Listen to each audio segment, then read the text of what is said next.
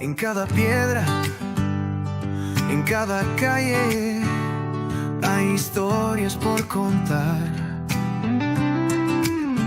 Sabiduría que nos llama, un legado que hay que cuidar. El arte fluye en nuestras manos, la ciencia nos hace soñar. Un futuro que construimos, nuestra esencia hay que abrazar. Juntos seremos la luz, raíces que crecen al sur, honrando el pasado, creando el mañana. Somos cultura, somos de... Buenas tardes, estimadas autoridades, ateneístas, empresas colaboradoras, amigos todos, os damos la bienvenida. En nombre de nuestro Ateneo Palma del Río, comunicado en este caso utiliza su nombre completo, Ateneo Científico y Artístico de Palma del Río. Y verán por qué. Con este diálogo que ahora emprendemos, el Ateneo cumple con una de sus misiones esenciales: ser un puente entre el conocimiento, la creación y el diálogo interdisciplinar. Desde su fundación, este espacio ha sido un lugar donde la ciencia, la historia y las artes se acrisolan para iluminar nuestra comprensión del mundo. Hoy esa vocación se hace especialmente visible con el diálogo y la presentación del libro de Andalucía al corazón de los muiscas, de José Gabriel Venegas Torres. Os dejo con el compañero Fernando, que hará una introducción más profunda del acto. Muchas gracias, buenas tardes. La obra que nos convoca esta tarde es un viaje que parte desde nuestra tierra andaluza, cargada de historia, mestizaje y memoria, y que se adentra en el universo simbólico, espiritual y casi mágico de los muiscas, uno de los pueblos originarios más significativos de los Andes colombianos. En sus páginas y a través del diálogo descubriremos no solo una investigación histórica y biomédica rigurosa, sino también una mirada sensible, humana y profundamente respetuosa hacia una cultura que, aunque distante en geografía, nos interpela desde lo universal. Este libro encarna plenamente el espíritu de este Ateneo: abrir ventanas a otros mundos, tender puentes entre identidades y promover el conocimiento como herramienta de encuentro. Por eso tenemos el honor de contar en nuestro Ateneo con la presencia de su autor, José Gabriel Venegas Torres, a quien agradecemos su generosidad al compartir con nosotros su trabajo y su misión. Recordamos que ya en el 2014 estuvo en Palma, y ahora lo recordarán un poquito más en detalle, y también estuvo abarcado por dos personas: Emilio Navarro, historiador, presidente de Sauceferrero, y Óscar Morales, historiador, ateneísta y codirector de la Biblioteca de Autores y Temas Palmeños, quienes ahora también nos acompañan. Ahora permítanme que haga una breve semblanza de introductoria del autor. Y le corréis mismo. José Gabriel Venegas Torres es un investigador y docente colombiano con una sólida trayectoria en el estudio de las culturas indígenas de los Andes, cuyo linaje parte de tierras cordobesas. Es doctor ingeniero en biomedicina y física médica por la Universidad de Harvard y el MIT, y profesor asociado de bioingeniería, departamento de anestesia de la Universidad de Harvard y del Hospital General de Massachusetts, USA. Máster en Production Management, Universidad de Aston, Birmingham, del Reino Unido. Premio colombiano por 2 ocasiones de ciencias Alejandro Ángel Escobar. Premio de investigador joven Alon Lamport de USA. Autor de más de 100 reportes científicos en el área de fisiología respiratoria estudiada con imágenes e inventor de 12 patentes. Su labor combina la investigación histórica con la divulgación cultural, siempre desde un enfoque interdisciplinar y profundamente humanista. En definitiva, en este libro, el doctor Venegas nos ofrece un relato que es a la vez académico y vivencial, un texto que une la investigación rigurosa con la experiencia personal y que nos invita a reflexionar sobre los lazos invisibles que conectan a los pueblos, sobre la riqueza del mestizaje y sobre la importancia de preservar la memoria de quienes nos precedieron.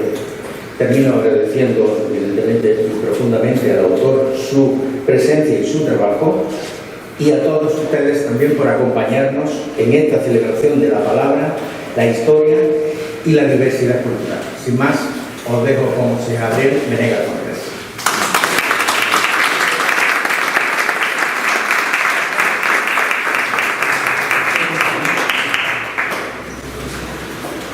Aquí está José Gabriel Venegas Torres, un gran científico, un gran profesional y además un gran amigo, porque tenemos amistad hace ya desde el 2014, de 2012. Y ahora con nosotros. Pero no hemos dejado de tener contacto, porque hoy en día pues, el correo electrónico es hablar por WhatsApp, pero ¿qué le induce a un profesor de Harvard, un biomédico del hospital de Boston, en Massachusetts, a llevar casi 15 años investigando? Bueno, sus orígenes, pero solo son 400 y pico años entre España y Colombia. Eso es increíble, increíble lo que nos va a contar.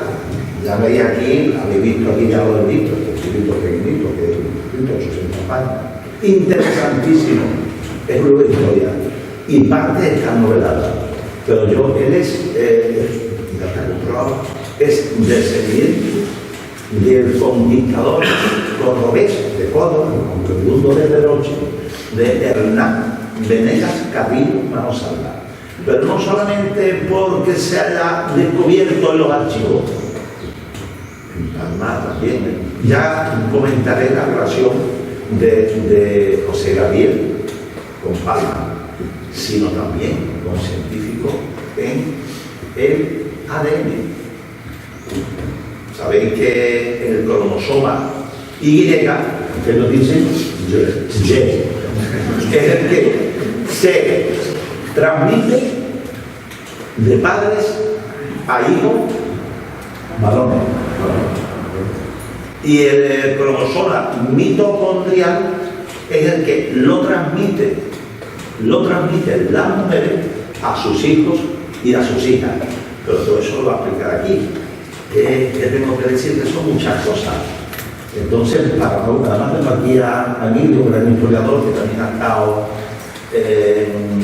relacionado con lo de los Gonzalo. Bueno, aquí hay dos cosas que, bueno, porque vino aquí José Gabriel Río, por un lado, buscando el ADN de los Venegas. Y aquí tenemos a José Luis y a Paco Venegas Borja.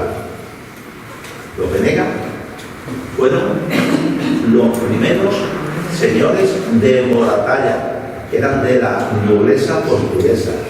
Además, traigo aquí un libro que quizá que yo edité de los señores Escobar Camacho, que es uno de los grandes medievalistas de Córdoba, aquí lo conocéis.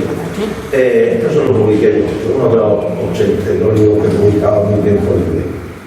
Pues mira,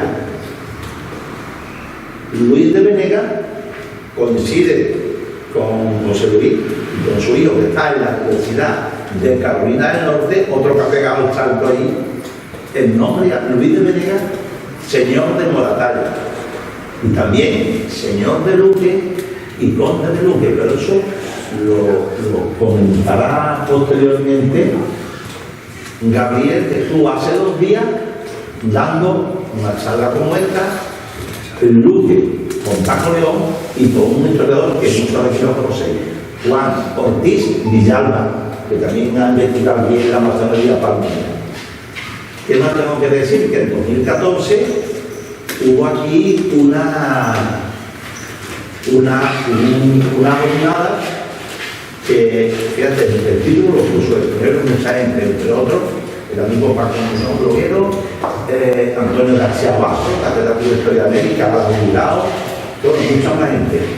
Y se llamaba así: Conferencia y Mesa Redonda el 28 de septiembre de 2014 en las antiguas caballerizas, en el casco antiguo nuestro, su recinto histórico murallado, y se llamaba así: un hallazgo imposible tras 500 años de separación oceánica. Y la otra relación, aparte de los Venegas, es Juan de Manosalva. ¿Sabéis que es el caballero 24 que por celos asesinó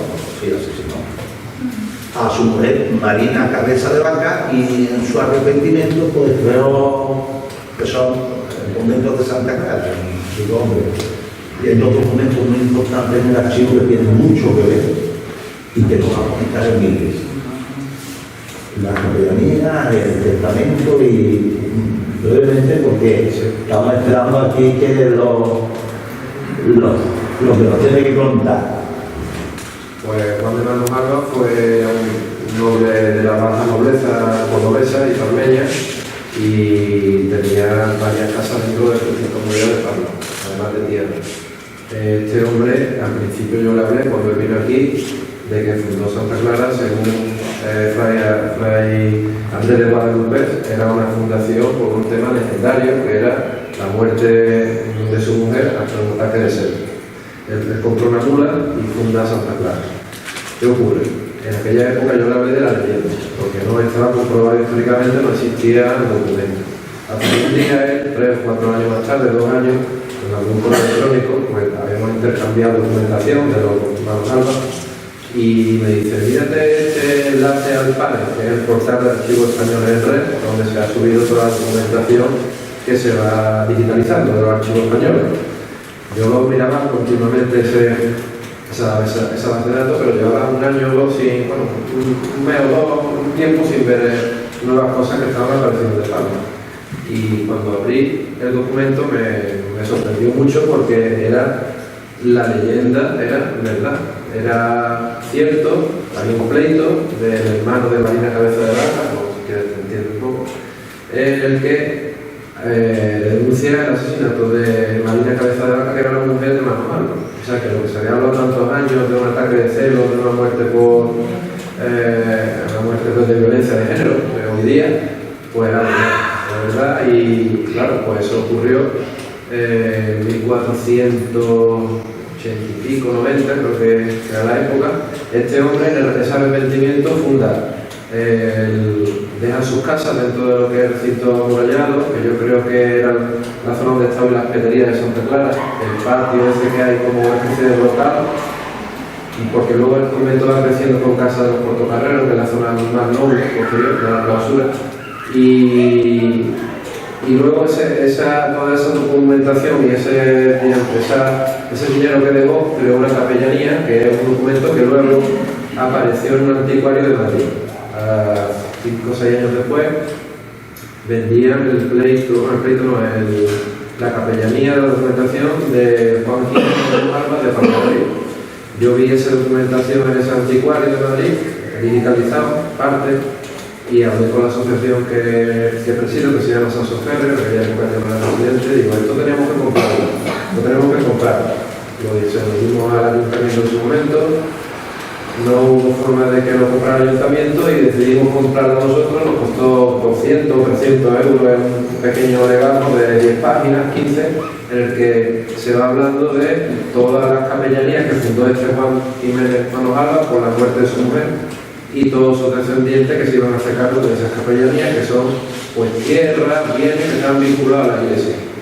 Y recuerdo que lo compramos, lo hicimos donación en el archivo municipal. Y luego yo, en aquella época, pues no le mandé la documentación porque se me pasó, en fin, hay tantas cosas que uno lleva que... y la he retomado para este acto, se lo he vuelto a mandar porque ahí vienen todos los descendientes de Manzano. Bueno, pues vamos a empezar, ¿no? Bueno, pues estupendo.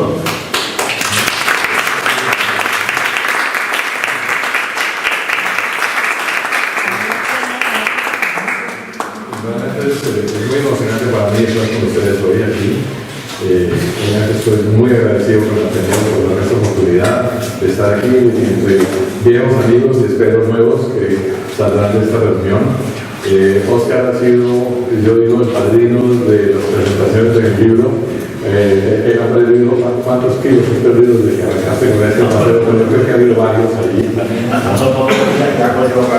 Bueno, ahí ya, sí, increíble, pero ando muy agradecido por la invitación aquí. Y Emilio, pues, yo digo que este es mi compañero de búsqueda de los manos álvaros. Ahora, les quiero contar un poquito por qué empecé a escribir empecé a investigar mis antepasados.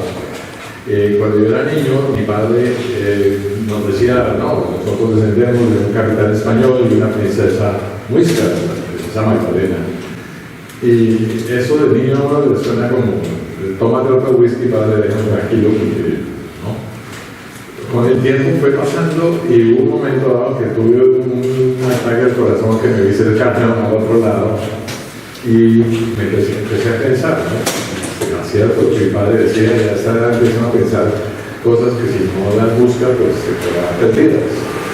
Y evidentemente a través de Google, yo digo, si yo hubiera sido una persona que hubiera nacido hace, digamos, 100 años, no habría sabido nada, porque yo no soy historiador, y para poder encontrar esas cosas tiene que ser una persona que tiene toda su vida, y yo soy científico, trabajo en el área pulmonar, pero con la Google y el ordenador, en las semanas que después recuperándolo del infarto, empecé a encontrar que evidentemente sí existió un señor,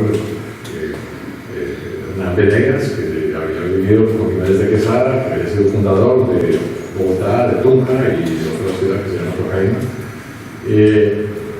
Y empecé a encontrar muchas cosas, pero todo separado, era como migajas de pan por todos lados, no mostrando un camino, un rompecabezas que había que armar de una forma o de otra.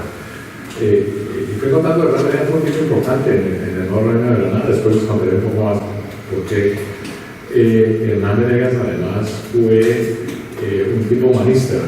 Cuando uno empieza a buscar sus antepasados siempre es el susto de encontrar el malo, ¿no? Y les contaba en la ocasión pasada que tengo una medio primo mía, curiosamente descendiente de un conquistador que vino también con Jiménez de Quesada y estuvo arriba en la tierra con Diego de Ascenso. El padre de ella estaba buscando información sobre el antepasado. Cuando le comenté mi búsqueda de Hernán Venegas, me dijo, ¿cómo has hecho tanta información? ¿Cómo tienes tanto? Y le dije, no, muy fácil. Métete a Google y verás cómo darle todas estas cosas. Evidentemente me metí a Google, ¿cómo se llamaba tu antepasado? Miguel Sánchez vino desde Quesada, y el nombre sale nada menos que conocido porque él fue el que le prendió fuego al Templo del Sol, el templo más importante de los huíscaros. Entonces, dijeron, no sabemos, ¿quién se va a encontrar allá atrás? ¿No? La pregunta mía era, ¿por qué Hernán Venegas vino aquí y qué tipo de persona era? Eso es lo que me llevaba a encontrar. Además, quería saber si evidentemente lo que decía mi padre era cierto, que descendíamos de porque una cosa es lo que dice el padre y otra cosa es la verdad. Entonces yo sé y conozco a varios Venegas en Colombia que descienden del segundo matrimonio de Hernán Venegas, que fue con Juana Ponce de León. Él se casa con Juana Ponce de León cuando ella tiene 30 años, la edad del hijo mayor de Hernán, y Hernán ya tiene 60. Y de ese matrimonio, los primeros 2 años no hay hijos, después hay 8 hijos seguidos, y él muere a los 70 años, muy viejo y sin memoria. De esa familia, Venegas Ponce de León, tienen todo el árbol genealógico desde ese entonces hasta hoy en día, 17 generaciones de Venegas Ponce de León. Muchos de ellos amigos míos de la universidad, compañeros de ingeniería, amigos de mi familia, pues fui a estos señores, les puedo conseguir el ADN y con eso me conecto con Hernán. Nosotros tratamos de buscar la ascendencia nuestra genealógica por documentos de matrimonio, de bautismo, y llegamos a 1700. Es decir, nos faltaba de 1600, que es los hijos de Hernán, los nietos de Hernán, a 1700. Esos 100 años no los hemos podido conseguir. Es un proyecto que continúa, pero bueno. En ese momento, pues me quedaron 100 años. Dije, si yo logro mostrar el cromosoma Y de nosotros los Venegas, que somos de Boyacá, venimos de un pueblito en Boyacá que se llama Toca, a una media hora de Tunja, y es los Venegas de Toca, y ahí no hay sino Venegas de Toca. Y los otros Venegas, los hermanos Ponce de León, se encuentran principalmente en Bogotá, y gente muy rica, terratenientes del Valle del Guate, uno de los valles más ricos que hay en la sabana de Bogotá. Obviamente todo viene por herencia de Hernán Venegas y sus encomiendas.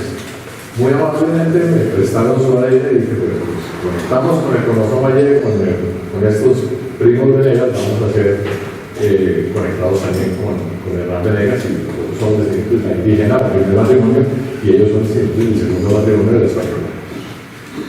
Además, además tenemos que saber si realmente estamos conectados con los españoles. Entonces me vine en busca de los Venegas de Córdoba. En Córdoba no logré conseguir ningún Venegas, pero conseguí a este caballero de aquí que me dijo, yo sé de unos Venegas en Palma del Río. Y evidentemente hace 14 años estábamos tomándonos una cervecita frente a una pizzería, y muy amablemente, no sé qué hayan pensado ustedes, me entregaron la muestra de saliva, que fue la que nos conectó o conectamos con el conocimiento. Tristemente, el día anterior a eso había conocido, por contacto también de Oscar, a un genealogista en Córdoba, que muy amablemente me ha conseguido la genealogía de los Venegas Manosalvas. Es que Hernán Venegas era Hernán Venegas Carrillo Manosalvas. Pensando yo, el padre era Venegas, no. La madre era Venegas, el padre era Manosalvas. Entonces toda mi búsqueda de Venegas en Córdoba se me cambió a buscar a los Manosalvas de España. Y resulta que son muy pocos los Manosalvas de España que viven hoy en día, todos vienen de Pedroche. Hernán Venegas no era oriundo de Pedroche. Hernán Venegas fue nacido en la población de Santiago, en Córdoba, y Diego Ruiz Manosalvas era de Córdoba. Pero conseguir la conexión con un Manosalvas nos daba la oportunidad de tomar el ADN de Manosalvas y el ADN nuestro, y ver que evidentemente estábamos todos los Venegas de Colombia conectados con un Manosalvas. Entonces esa fue la búsqueda, y de paso pues fui encontrando cosas muy interesantes de Hernán Venegas como persona, como humanista, y bueno, estamos aquí. Y lo que todavía no has dicho, que fue de los primeros matrimonios mixtos entre un conquistador español, su antepasado, y una princesa muisca, hija del Zipa. O sea, que un Zipa, los muiscas en el altiplano dinamarqués, Boyacá, es cacique de cacique, jefe de cacique. Primer matrimonio mixto, además, fue de los conquistadores que protegieron a la población comensal de India. Sí, esa parte bonita, eso es una de las cosas que he encontrado hoy. Evitaron que mataran al padre de Guatemala, tu antepasada. Sí, les voy a mostrar más una diapositiva. No les voy a contar mucho de la historia de Hernán Venegas porque me gustaría que leyeran el libro, ¿no? Entonces no les voy a dañar la leída del libro, les voy a dejar la historia de Hernán Venegas ahí. Este libro es una cosa que duré mucho tiempo tratando de escribir, porque yo quería que hubiera algo de mi historia, buscándolo a mi antepasado y la historia del antepasado. Y al final logré, por un acto de suerte, de magia, ya no sé, de inspiración, que yo podía poner a hablar a Hernán Venegas, del hombre del pasado, hablando en presente. Y yo hablando del pasado, de mi búsqueda de Hernán. Estoy hablando en el presente, hablo del pasado, y él en el pasado habla en presente. Y eso me liberó y me permitió poder intercalar mi historia, buscándolo a él, con la historia de él desde que sale de Córdoba hasta que llega a Bogotá y eventualmente muere en Bogotá, siendo él el segundo mariscal de Nuevo Reino de Granada, después de Quesada. Llegó a ser una persona importante, totalmente desconocida en la historia de Colombia. Nadie lo sabe, excepto un pequeño pueblo que se llama Tocaima, en Cundinamarca. Un pueblo que él fundó porque los españoles querían tener un lugar en la mitad del camino entre el altiplano boyacense y el río Magdalena. El río Magdalena era el punto de salida hacia el mar y hacia España. En este territorio habitaban unos indígenas feroces, que eran los panches, que eran tipos que eran caníbales, que disparaban flechas envenenadas, eran gente muy belicosa, que duraron mucho tiempo antes de ser sometidos por los españoles y los muiscas, porque eran enemigos de los muiscas también, los panches. Entonces Hernán va a fundar Tocaima y en vez de llegar a fuego y sangre como se podía hacer y hubiera podido hacerlo, el hombre lo que hizo fue llamar a los caciques panches, les dio regalos, les dijo: mire señores, vamos a fundar una ciudad aquí, ustedes me ayudan a construir esta ciudad y yo les garantizo que no van a tener ningún problema con los españoles. Y puso un edicto: español que entre a casa de indígena, robe y no tenga permiso de entrar a su casa, tiene pena de muerte. Cuando se dan cuenta que un muchacho que en ese momento tendría 24 años, ¿no?, tiene la maravilla de pensar que realmente eso se puede hacer por las buenas, pues resulta que Tocaima es un pueblo que nunca fue atacado por los panches. Hubo muchos otros pueblos que tuvieron muchas peleas con los indígenas, tanto en el plano boyacense, con los muiscas, como ya más abajo, con los panches o los pijaos, que eran también gente muy belicosa. El pueblo de Tocaima hoy en día lo quiere, lo venera, le ponen flores. Entonces eso les voy a contar un poquito de lo que fue en búsqueda de Hernán.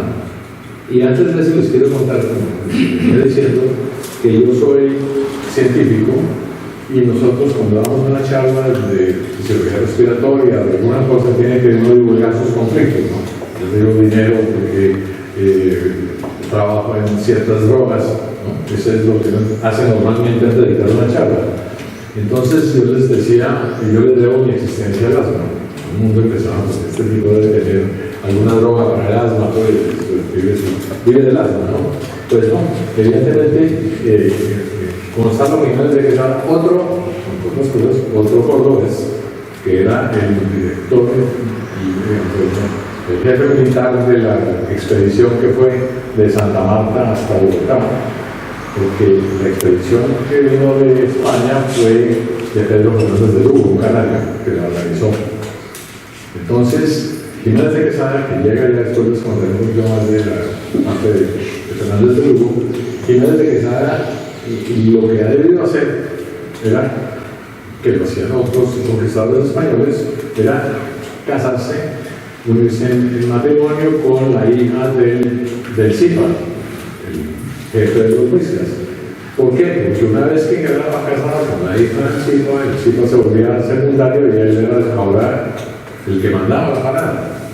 Bueno, pues resulta que Jiménez de Quesada tenía que, para poder tener tierras, el rey había dado la orden de que tenían los conquistadores que estar casados, tenían los conquistadores que tener su tierra. Entonces Jiménez de Quesada le mandó una carta al rey firmada por el arzobispo Juan de Barrios, de aquí de Pedroche. El primer arzobispo que tuvo la reina de Granada fue Juan de Barrios de Pedroche, y firmada por él y por dos médicos diciendo que él tenía alma, no tengo edad para me poder casar, ni salud tampoco. porque a más de 20 años estoy enfermo de asma, enfermedad tan contraria a la cópula cuando se sabe. Ya ser vida manejable con mujer era abrirle notoriamente la sepultura. Es decir, por favor, Rey, no me haga casar porque me voy a morir si tengo las funciones de matrimonio. Un cuento, lo que decíamos en regresada.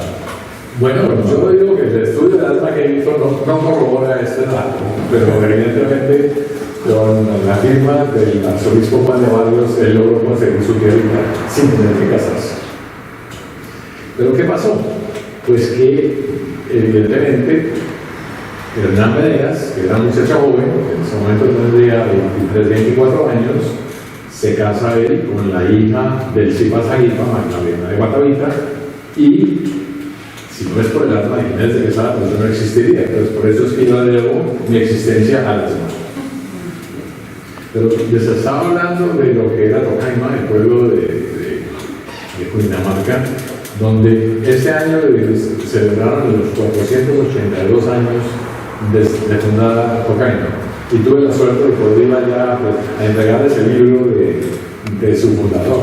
Entonces me han hecho todo un homenaje con banderas y disparos al aire y desfile militar, tal, de gente agradecida con el fundador. Este es un busto que tiene en la plaza principal, al que le ponen flores todos los años el día de celebrar la fundación del único pueblo en Colombia donde hacen este tipo de cosas con su fundador. Aún en Bogotá, Jiménez de Quesada, ¿no? Se celebra la fundación de Bogotá, pero nadie va a ponerle flores a Jiménez de Quesada, ¿verdad? Y como se dan cuenta, de ese muchacho abrazando el busto, eso muestra el cariño que le tiene todavía a su fundador, ¿no? De manera que, es decir, lo que es más, lo que me llena más de haber hecho este trabajo es haberme dado cuenta que hoy en día hay un legado de amor y de cariño que tienen por las cosas buenas que hizo. Y hubo otros detalles más en los cuales fue clarísimo que él defendió a los indígenas en varios otros lugares que están muy bien documentados. Aquí fue mi viaje a Lugo con el señor Egas Venegas, y aquí estaba yo con mi antepasado Hernán Venegas en Tocaima. El parecido es pura coincidencia, yo digo porque estas dos semillas fueron hechas mucho después de Hernán Venegas. Nadie sabe realmente cómo era Hernán, pero es una coincidencia interesante. Bueno, el trabajo mío pues, se basa en documentos, en muchos datos, y no les voy a contar la historia de Hernán Venegas en Bogotá, pero sí les quiero contar cómo fue mi búsqueda de Hernán. Y la primera persona que encontré fue ahorita, en 2011, es decir, fue mi primer viaje a España. Antes de venir, yo me había conectado con Paco Muñoz, porque Paco Muñoz tenía su blog y él había escrito sobre el Palacio de los Venegas. Yo estaba detrás de los Venegas y Paco muy amablemente me recibió. Y es decir, los que no lo conocen, ustedes se dan cuenta de lo que sabe Paco. Paco es un tipo que se conoce a Córdoba como la palma de su mano. Mira lo mismo. Allí donde hemos dicho que iba a venir la calle. Después de allí viene por tubería y viene directamente aquí. Y de aquí distribuye para la fuente del Caño Gordo, para la fuente del patio de los Naranjos, para adentro para el Cinamomo, para el Palacio Episcopal, para tu casa. Aquí no, ya mira, él nació frente a la mezquita, en esa ventanita de la bella, jugaba con el carnanero de la mezquita en los techos, corriendo los niños, ¿no? Es decir, es una persona que se conoce a Córdoba y no saben cómo me ayudó, porque fue algo espectacular.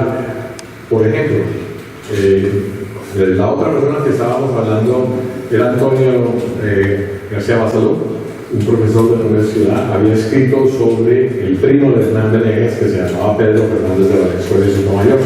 Este primo, sus padres murieron, él vivió en casa de Hernán su niñez y hasta más adelante, y eventualmente se convirtió en sacerdote y Antonio estaba muy interesado en esa parte, el sacerdocio de Pedro Fernández de Valenzuela, primo hermano, entonces se sabía la historia de los primos y de los tíos y tal, y evidentemente con él, con la historia que tenía Antonio y todos los papeles, le dijo, he conseguido dónde nació Hernán.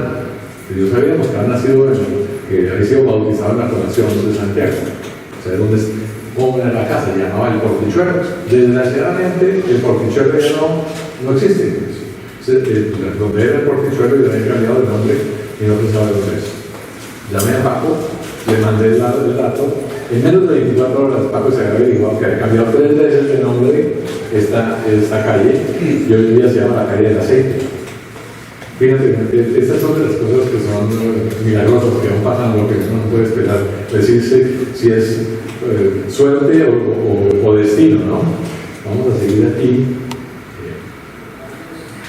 500 años atrás, a barrio de Santiago, por la cuna de Hernán, estamos pasando, dejando a la izquierda la iglesia. Bueno, ustedes conocen esto, obviamente, en esta mayoría de casos. Imagínense lo que es un indiano llegando y pisando los pasos de su antepasado de hace 500 años. Eso es lo que sentía yo allí. Esto es Antonio se llama Salud, que estaba siendo vestida la Virgen. pues tuvimos un percance, ¿no? Porque entramos a la iglesia cuando estaban vistiendo la Virgen, nos han sacado rápidamente empujones, eso es prohibido, ¿no? Fue bautizada hace 501 años. Entramos a la calle del aceite. En esa época se llamaba la calle del Portichuelo.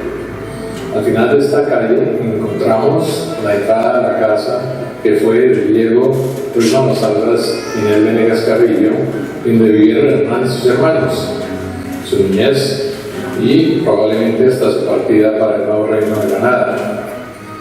Hoy en día es la casa de José Antonio y Laura Espinosa y se ha ganado varias veces el premio del jardín más bello de Córdoba.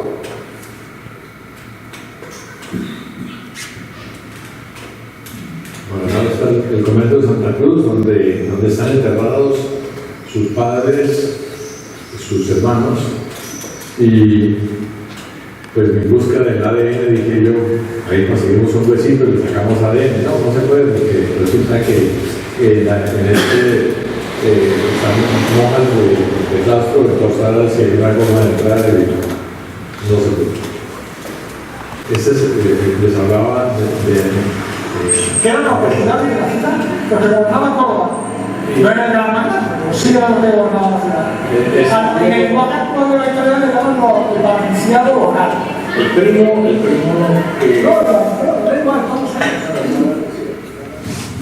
este señor Alfonso Porras de la Puente es todo un carácter, es una persona increíble.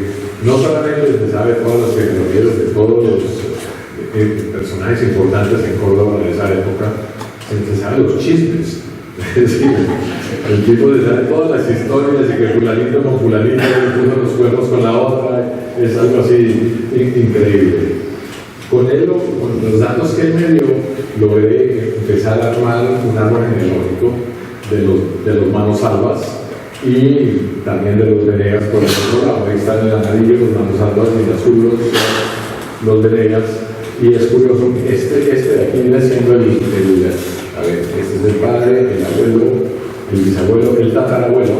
Y este es tatarabuelo también de Juan de Manosalvas, aquí.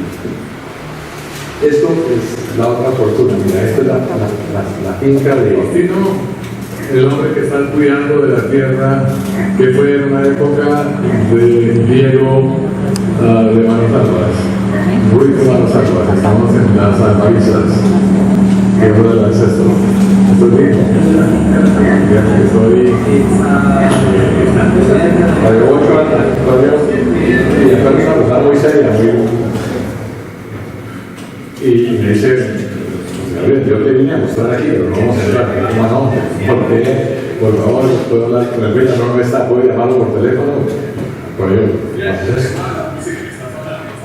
nos mostró la casa y estamos subiendo en el automóvil con Faustino, oyendo nada menos que Shakira, nuestra artista colombiana, ¿no? Eso es algo increíble, estamos subiendo hacia la casa de la que pasado con Shakira en el radio. Ahora está muy chulo, él tenía, cuando yo fui con él hace unos 6 años, pues tenía la cortesina. ¿Qué tipo de caballo es una cosa riquísima? Tristemente, Luisa Muñoz, el dueño que la vendió hace un par de años. Pero darme el lujo de poder dormir una noche en casa de mi antepasado de hace 500 años, eso no se lo da a todo el mundo, ¿no? Y encontrar gente que es tan amable de dejar entrar a su casa sin conocerlo, porque fue por teléfono que le preguntó a Faustino, le dije, ¿y cómo son? Y le dijo, no, son unos señores. Entonces que sí, nunca pues ya después nos conocimos, obviamente, y fue una persona maravillosa. Y bien. Mucha gente conoce al dueño de esa finca, es la tienda Luis de Roca de Caballero, de Luis Conde, por son muy elegante, era el dueño de las Albarizas, de la finca que fue de los Alba. Y también tuvo aquí, sacaron una finca que le fue fatal, que era el producto que vendría así, en las Marinas, cerca de Río. Estuvo nosotros hace 2 días en Córdoba. Sí, nosotros también en Córdoba. Bueno, entonces les voy a hablar en los próximos 10 minutos de lo que fue nuestro viaje transatlántico, porque una de las suertes que yo tuve en la vida fue haberme casado con una mujer que me ha acolitado y me ha acompañado en todas estas aventuras de navegación. Yo no sé si la travesía del Atlántico fue algo que hice por seguir los pasos a mi antepasado, o mi antepasado fue la disculpa para hacer el viaje en el velero, pero hicimos un viaje en velero desde Boston hasta Sevilla, y después de Sevilla hasta Cartagena, hasta Santa Marta, y después Cartagena, India. Santa Marta fue el primer lugar donde paramos, ¿no? El viaje en esa época, y hoy en día, cuando usas el velero, tienes que usar los vientos alisios. Los vientos alisios que rotan en el sur, vienen del oeste al este, y del este al oeste, y en el norte van del oeste al este. El viaje nuestro está en verde, y los tiempos que gastamos, quizá, por ejemplo, gastamos 12 días y medio a las Azores. De las Azores fuimos a Portugal, a Lisboa, y nos bajamos por la costa ibérica. Al regreso nos regresamos por las Islas Canarias, 17 días de navegación continua, día y noche, hasta las Islas del Caribe.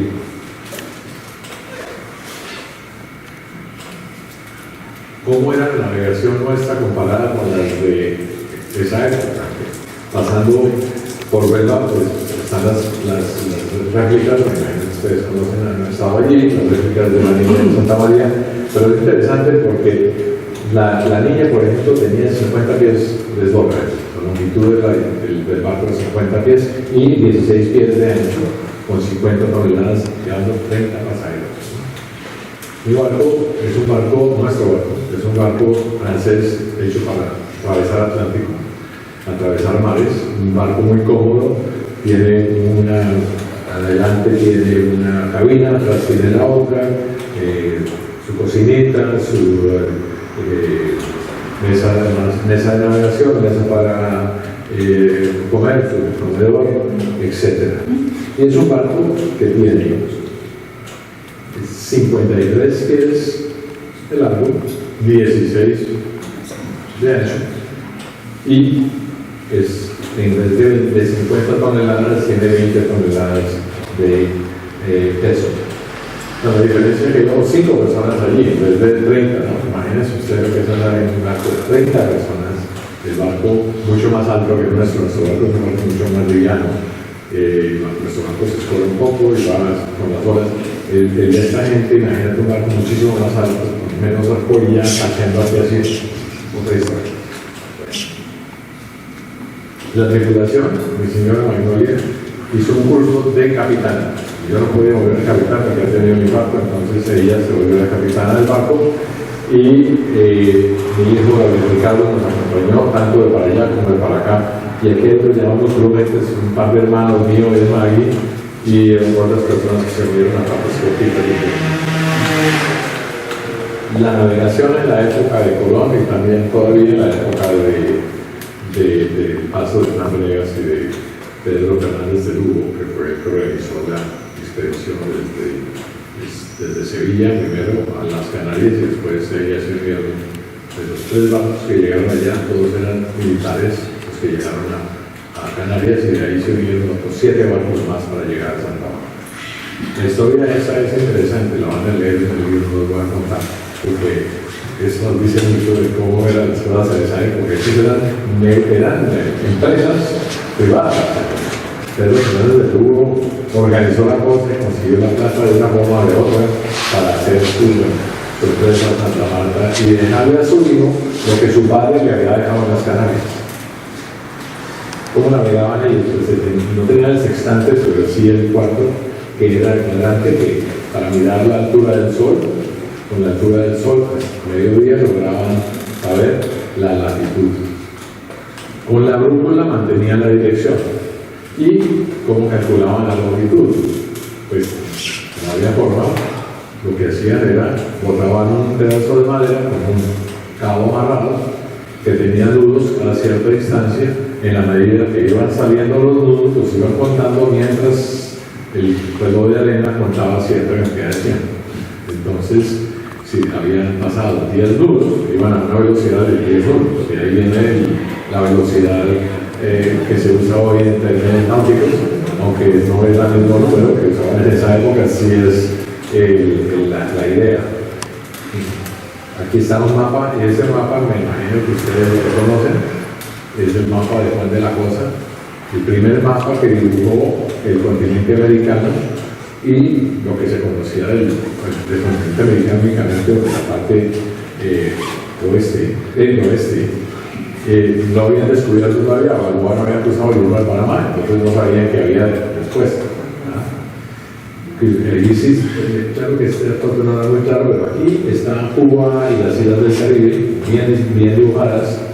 Cristóbal Colón iba en la Santa María. La Santa María era el barco de Juan de la Cosa. Es interesante. Cristóbal Colón llevaba 2 bitácoras diferentes. La bitácora que era la real y que seguramente Juan de la Cosa las conocía, y la bitácora que tenía para mostrarle a los hermanos Pinzón en la quinta y la niña, porque estos sabían, no estaban con muchas, es decir, él sabía que la cosa era más de dos, y de alguna forma convenció a Juan de la Cosa de que iban a encontrar algo. En esa época era clarísimo que si no hubieran encontrado América se habían muerto de hambre y de sed. No habían llegado, sabían que el mundo era más grande y Cristóbal Colón insistía en que era más pequeño, cosa que Juan de la Cosa no se la comió. Tuvo que haberle dicho Juan de la Cosa. Bueno, esa es una historia interesante de colateral. Hoy en día navegamos con una cosa que es el GPS, igual que los automóviles, a ver dónde estás, a qué velocidad vas, a poder llegar a dónde vas, y además está una cosa que es el radar, pero la AIS, que decir Automatic Identification System, es un sistema de transponder como los aviones, en los cuales tú ves todos los barcos que están alrededor tuyo y ellos te ven a ti. Y no solamente ellos, sino que te calculan. Mira, aquí están los barcos, estos son todos los barcos, estamos en la costa portuguesa y te das cuenta, venimos aquí en el barco nuestra dirección estamos moviendo. Y cuánto tiempo hay de aquí a que nos choquemos con el siguiente barco. Si hay algún barco que va a pasar a cierta distancia más cercana de tanta cantidad, te dan alarma. Pues como se dan cuenta, la seguridad, la navegación de hoy en día es otra cosa completamente diferente. Donde dicen, uy, qué susto, meterme al mar abierto. No, tiene una cantidad de datos, no está conectado con internet, puede saber el clima, lo que viene. A veces le puede llegar la tormenta que está mal, eso es otra historia. Bueno, la comida de la época, cuando atravesaban el Atlántico, esta gente, ¿qué comían? bacalao y carne salada. Tenían vinagre, digo yo vino, pero era vinagre realmente, y un agua estancada que les daban en una forma exacta, no podían tanta cantidad de agua por día por persona. Imagínense lo que es estar en un barco de esto, con un vasito de agua al día, comiendo carne salada y bacalao salado.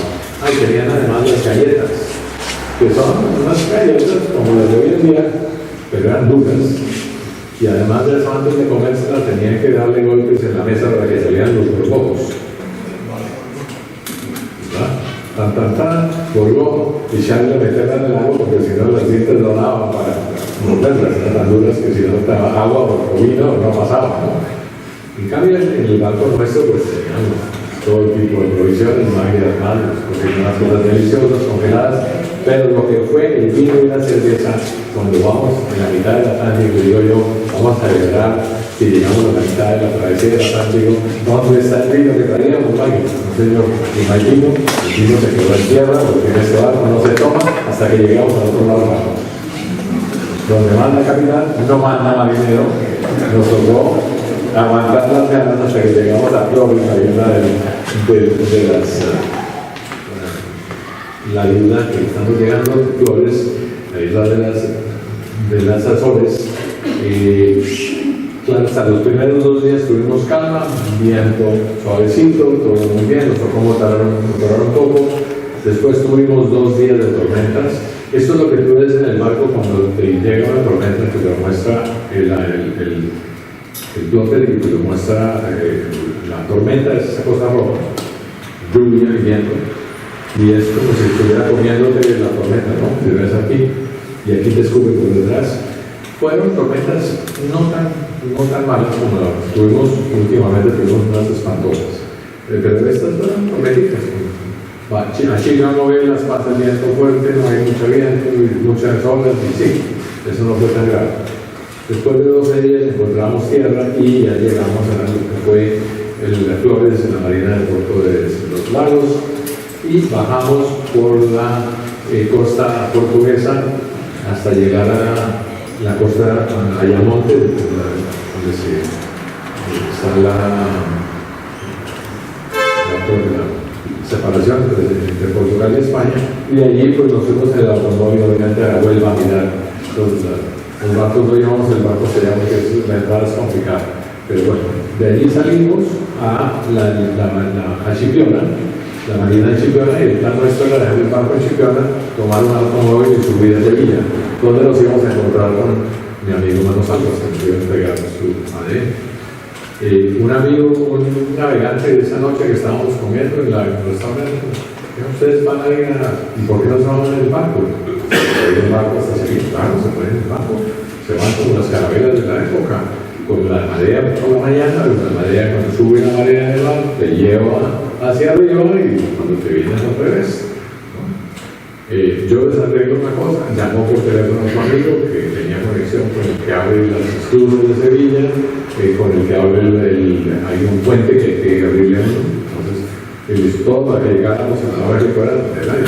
Evidentemente, salimos al otro día. Esta es una imagen de lo que es desde el barco subiendo el Guadalquivir, y si ves que esa huella está inclinada hacia allá. La corriente los está empujando hacia allá. Es una forma como subían las carabelas de la época hasta que fueron demasiado grandes, se les mandó las cargas. Entonces tuvieron que cambiar de Sevilla, los iban a pasar a Cádiz, ¿no? Esto es interesante, que son las barcas que recogen los langostinos. Ellas están amarradas. Cuando la marea trae los camarones, dicen camarón que se duerme, se lo lleva la corriente, los tipos bajan estas redes y recolectan sin moverse, están ahí parqueados todo el tiempo. Y finalmente llegamos a esta pequeña marina donde nos recibieron increíblemente estos muchachos que están ahí pescando. Además nos hicieron fuegos, uno de ellos fumaba y echaba uno con las orejas. Y yo me sentía, esto es como corona al revés, yo el principal cuando llegó a las primeras islas del Caribe, ¿no?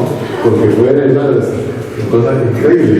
Además, algo que me llamó mucho la atención, y fue que fue la primera vez que caí en cuenta de que el andaluz, ustedes hablan, es muy parecido al costeño colombiano y al costeño del Caribe, ¿no? Entonces, ¿por qué en el altiplano cundiboyacense hablamos castellano más de Castilla un español más de Castilla que de Andalucía? Cuando los primeros que vinieron, Hernán Venegas y sus compañeros, eran todos andaluces, todos veníamos a hablar ya como costeños.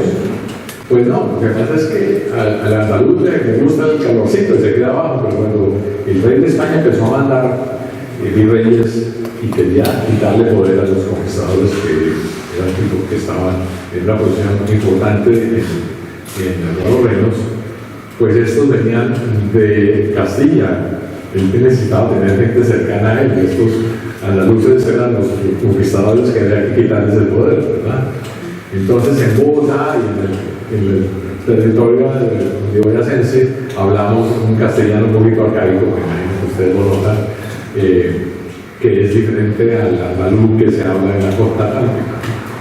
No dicen costa sino la costa, que igual que ustedes,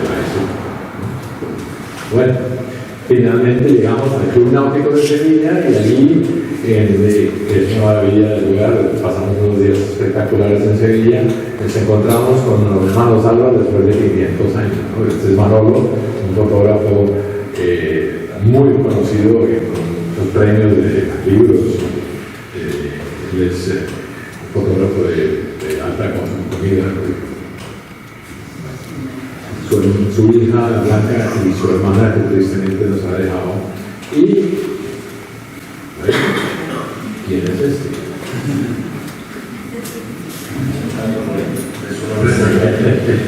Este Diego no se parte tan únicamente decorado, solamente sería una casa anterior del portal. La diferencia es que yo hubiera achicado o hubiera crecido, no sé, porque era por la misma altura que la cabeza. Y aquí todavía queda la forma de construcción medieval, una construcción que trae los árabes. Bueno, y antes de salir, este caballero nos ha dado una fiesta fantástica, no sabes qué comida tan deliciosa. Yo tengo unos recuerdos excelentes de ese día hasta un punto, y de ahí para adelante no me acuerdo más. Porque acuérdate que este señor da unos vinos allí, qué cosa tan deliciosa, ¿no? Sí, una bodega, pero claro, mira, aquí estamos, obviamente.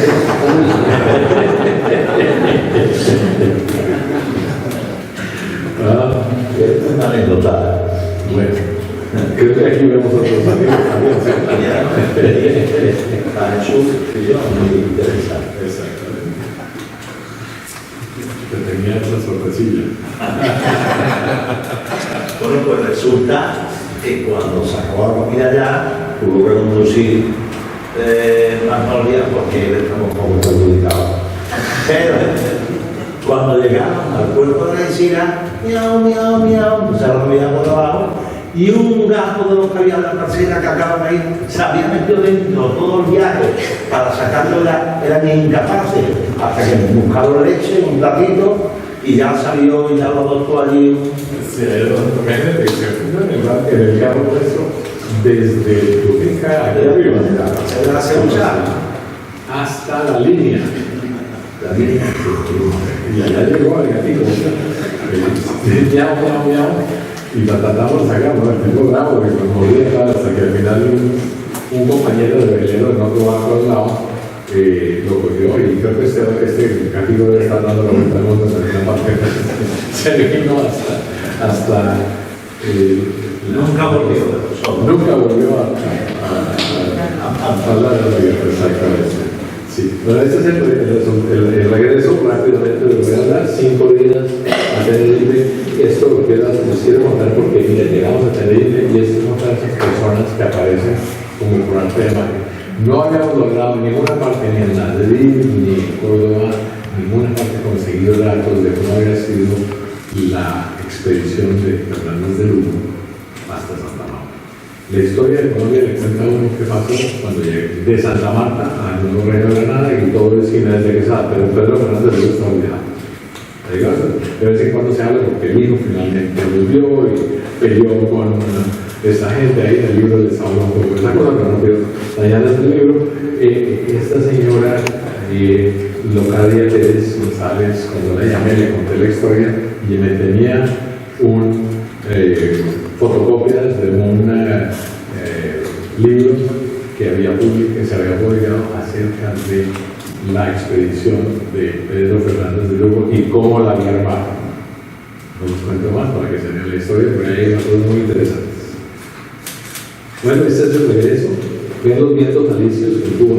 Estas son unas flechitas que muestran la velocidad y la dirección del viento. Aquí hay una, por ejemplo, que tiene 5 nudos, hay una que tiene una grande, que son 10, y una chiquita, entonces serían 15 nudos.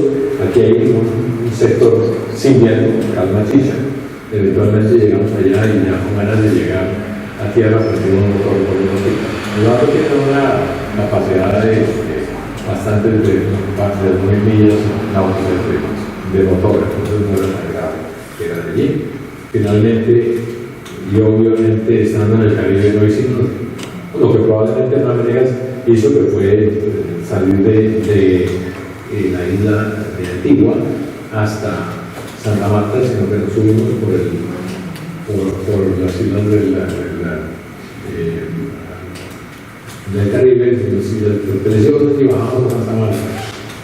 De Santa Marta tomamos un automóvil, seguimos la ruta de Jiménez de Quesada hasta llegar a la altiplano de Boyacense, y de allí salimos a Bogotá y le entregamos el ADN de Manosalvas a un genetista, Alberto Gómez y Gutiérrez, y un par de sus estudiantes de doctorado que hicieron el análisis. Entonces, para concluir, yo les quiero poner un pensamiento que tuve en esa época y que yo creo que sigue siendo real, ¿no? Que no podemos cambiar el pasado, fue lo que fue, pero trayendo al presente personajes y hechos abandonados por la historia, sí podemos modificar cómo ese pasado afecta a nuestro futuro. Y eso es lo que yo trato de hacer en este libro. Quiero mostrar que esta historia que nos meten en el colegio, de que los españoles vinieron aquí a América a violarse a las Indias, a robarse el dinero y llevárselo todo para Europa, no hay tal. La mayoría del dinero, la mayoría del oro y las cosas que se consiguieron en América se quedaron en América. Se hicieron ciudades, se hicieron universidades. Es decir, y estos que fueron allá se han casado con indígenas y de ahí venimos los mestizos. En Colombia, para darles un dato interesante, en Colombia, 90% de la población colombiana tiene el cromosoma de la mitocondria, es decir, el que viene de la madre, de una indígena colombiana. El 90%. El cromosoma ya del padre, ahí sí varía, entre los más españoles y los menos españoles. En general, cuando miras todo el cromosoma total de colombiano, más o menos el 50% indígena, 50% europeo, en general. Dependiendo de una familia, por ejemplo, el caso nuestro, tenemos una abuela que desciende de un señor gallo que vino más adelante, ya en 1800, pues esos genes pesan y entonces tenemos un 70% de europeo y 30% de indígena. Y el cromosoma de mi madre, de mi abuela, por arriba, es de una indígena de Huesca, de gran duda. Y para contarles ya, para finalizar la historia, cuando tienen los primos de estos que se creen muy finos, ¿no? Tienen mi apellido Acevedo y tal, y les digo yo a estos primos, oigan, tenemos el cromosoma de una indígena americana. Eso serán ustedes los Venegas, porque nuestra abuela era Acevedo, y Acevedo tiene su árbol genealógico hasta España, era nobles, allá iba el señor, es Acevedo, el papá, pero es que la mamá de mi abuela era una descendiente de una indígena americana. Mucho honor, además, ¿cuál es el problema? Somos mezclados de dos culturas y estamos muy contentos de serlo y muy orgullosos de serlo así. De manera que quiero concluir eso, dando las gracias por la atención y espero que les guste el libro.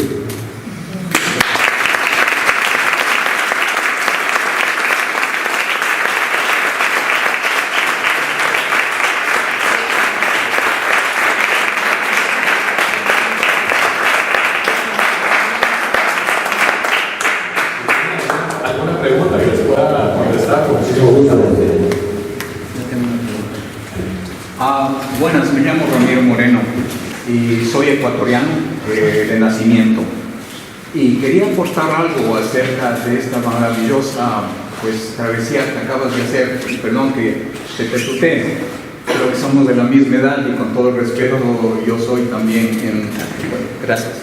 En general, pues soy una persona que he estudiado en mis años jóvenes y durante mi trayectoria básicamente he sido profesional en el área de turismo en Ecuador por muchos años, más de 21 años. Yo tengo en este momento 69 años. Y quería hacerte partícipe de una cuestión. No sé si tú sabes que en Ecuador, que tal vez en algún momento puedes haber visitado la mitad del mundo, tal vez sí, tal vez no, Quito, Ecuador, no. Nosotros tenemos a un famoso pintor que se llama Juan Manos Salvas. Juan Manos Salvas nació en 1837 y murió en 1906.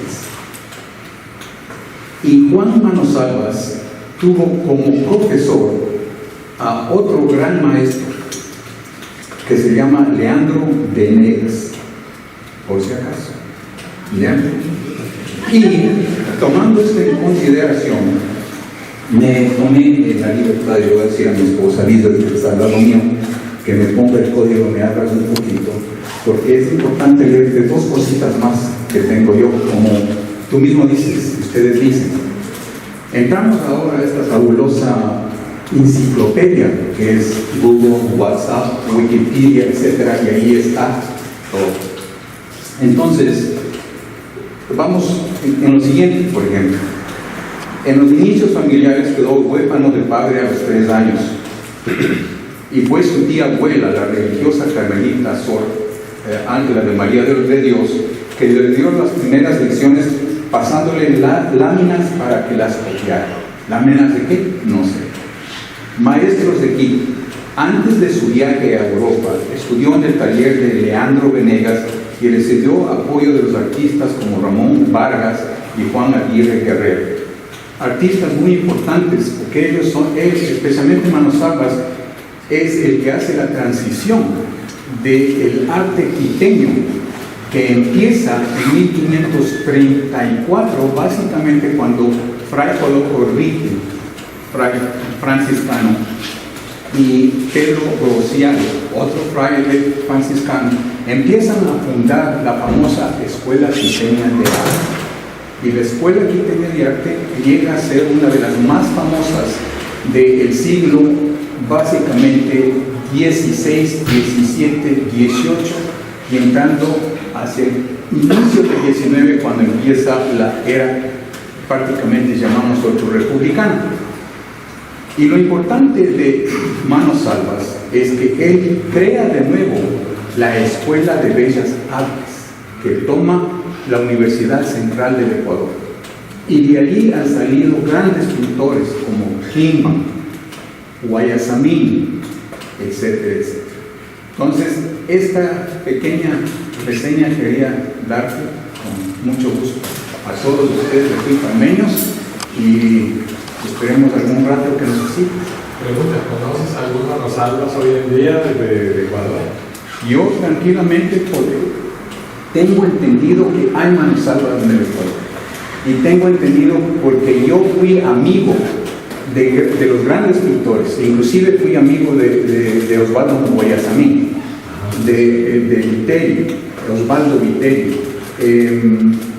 la famosa Olga Fish, que fue, ella venía de Hungría, si no me acuerdo bien, una persona que dio gran satisfacción. Ella era judía y ella mandaba a hacer tejer alfombras, tomando en consideración el costumbrista de los indígenas.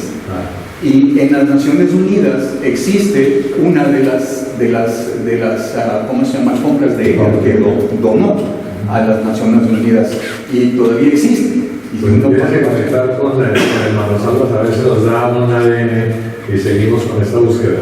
Mira, yo tenemos gran amistad y yo voy a empezar a hacer mi investigación con mis amigos que tengo todavía en Ecuador, muchos de ellos que son historiadores. Y con esto quiero decirte una cuestión. Mi tío por parte de mi papá fue, porque murió hace unos 2 años y medio, uno de los grandes historiadores de la historia de la colonia de arte ecuatoriana. Y él se llamaba Fray Pepe Moreno. Y Fray Agustín Moreno Urresta Mier, de descendencia católica y judía.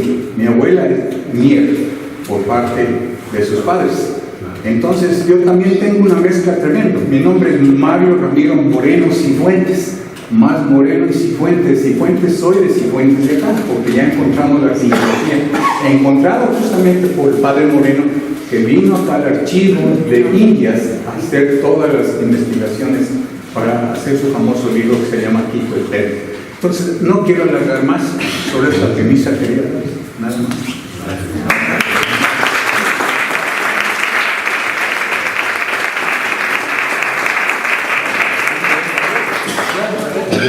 ¿Alguna pregunta más? Bien, usted ha hecho el porcentaje de sangre indígena que hay en Colombia. ¿Se ve qué porcentaje hay en los territorios norteamericanos de sangre indígena con la población norteamericana? Perdón, repite la pregunta. ¿El porcentaje que hay de sangre india en los territorios norteamericanos a día de hoy?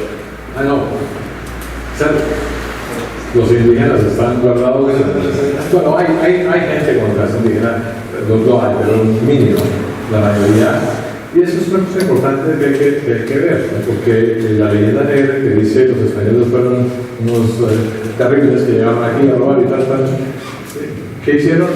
Mira, tratar de juzgar lo que pasó en el siglo XV y XVI con la moralidad del siglo XXI es absurdo y ridículo. Lo que sí se puede hacer es comparar cómo fue el Imperio Español con el imperio, con los ingleses y con los franceses. ¿Cuál fue la diferencia? ¿Verdad? Entonces, te das cuenta que la diferencia es del cielo a la tierra, son dos cosas completamente diferentes. Los ingleses fueron con sus familias, desplazaron a los indígenas, los mataron, los empujaron y se quedaron con sus tierras. Los españoles fueron, hicieron familia con los indígenas y allá estamos nosotros. ¿Ves? Entonces, la primera vez que presenté este libro en Cartagena de Indias, se paró un señor indigenista y empezó a despotricar de los españoles. Pero fue muy fácil decir, exactamente lo que te estoy diciendo a ti, es absurdo lo que te está diciendo. Además, me estás diciendo que los aztecas que se les sacaban el corazón y se los comían eran gente muy desarrollada, y tú crees que Pizarro logró montarse en el imperio inca sin ayuda de los otros indígenas que estaban desesperados porque los incas los tenían. Entonces, los imperios funcionan, en esa época era la conquista, y uno conquista, y una vez que uno está sometido, como los romanos, como los imperios a lo largo de la historia, no podemos estar pensando que vamos a juzgar a los españoles con la moralidad del siglo XX. Pero yo creo que además de eso, el mestizaje que se hizo principalmente en lo que fue Colombia y Perú y Ecuador fue muy importante, ¿no? Que nunca hicieron los ingleses, nunca lo mestizaron.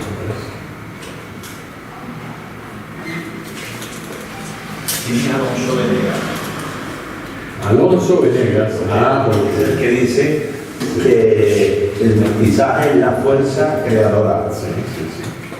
Somos todos nosotros, o sea que somos todos de la igual, independientemente de que seamos más morenos o menos morenos. Hoy me decía que los seres humanos comparten el 99% del ADN son idénticos. El 99,9% idéntico. La raza que dicen que son la raza entre nosotros, de la alimentación, de la climatología, que la raza no existe. Sí. No, Alonso es interesante porque pero ya empezamos a entrar en el libro. Rodríguez tuvo 2 hijos y 2 hijas con la indígena. Las hijas se casaron con hijas del conquistador y al cabo de 2 generaciones las nietas de Magdalena se estaban casando con los hijos de Juan Alfonso León, los nietos de Juan Alfonso León. Es decir, la mezcla llegó de todas maneras a unos descendientes de española y español, que eran Juan Alfonso León, se vienen mezclando con los descendientes de la indígena. Por eso hoy en día, la mayoría de los colombianos tenemos el ADN de la mitocondria indígena.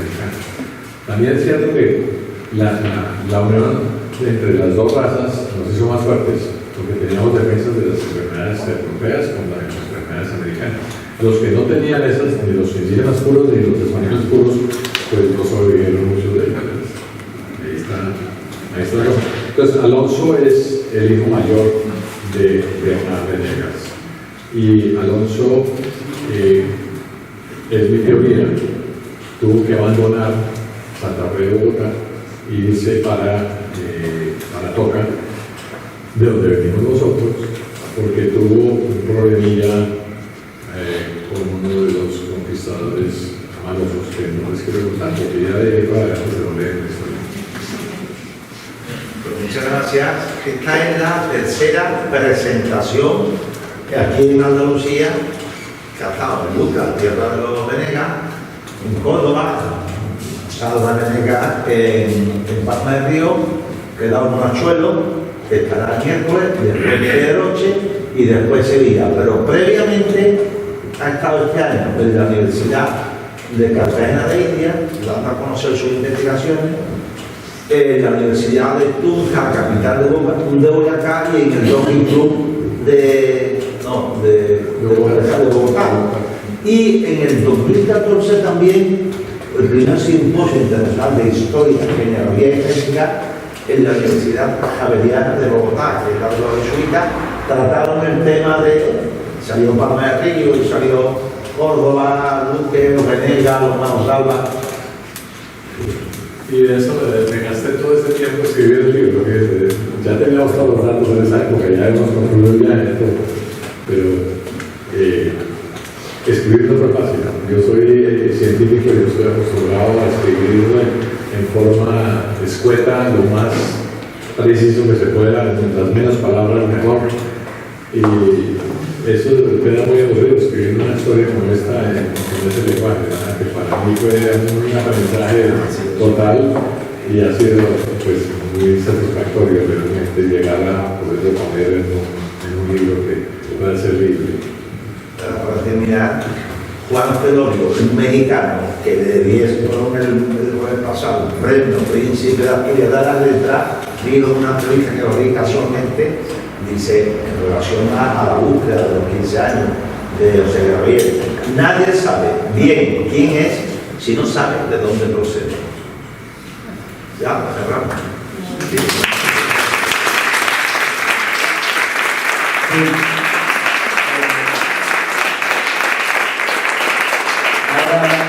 Pasará el autor a firmar libros, pero antes nuestro presidente y nuestro custodio del libro de firma nos vamos a acercar para tener un presente con él.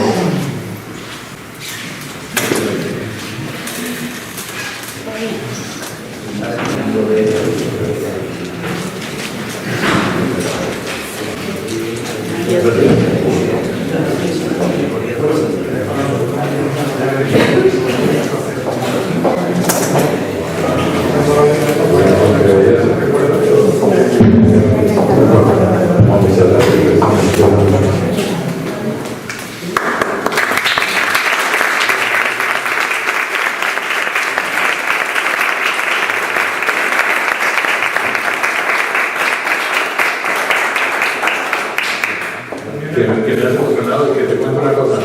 Yo en las primeras 3 charlas en Colombia no dejaba de pararme, la gente se me cerraba la garganta, no podía hablar porque a veces hablar de estos temas pues me emociona muchísimo.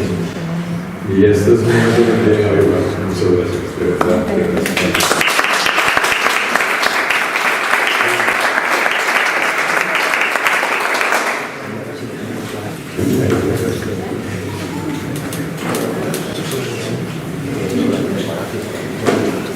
administración haberlo tenido aquí y me gustaría que plasmara su cita a la Ateneo.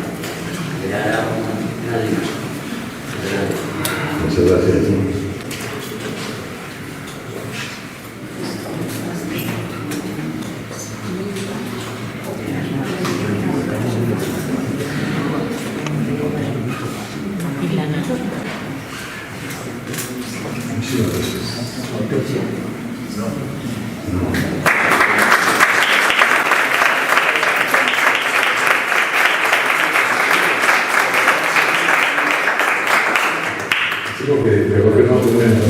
Una de las cosas que me pasó a mí en mi carrera es que cuando empiezas a escribir, escribes en máquina. Llevo por lo menos 20 años sin escribir a mano. Cuando empecé a hacer las primeras líneas de los libros que firmaba, me di cuenta que mi letra es horrible. Me ha tocado, al primer libro me ha tocado ponerme a hacer la necesidad, vida, y yo creo que todavía esto no debe ser muy difícil para ustedes. Se lo puedo leer, ¿verdad? Eso le llamamos letra de ley. Sí. Sobre una emoción el firmar y expresar mi agradecimiento por el honor que me han proporcionado de presentar mi libro en este tan especial lugar, con admiración y agradecimiento.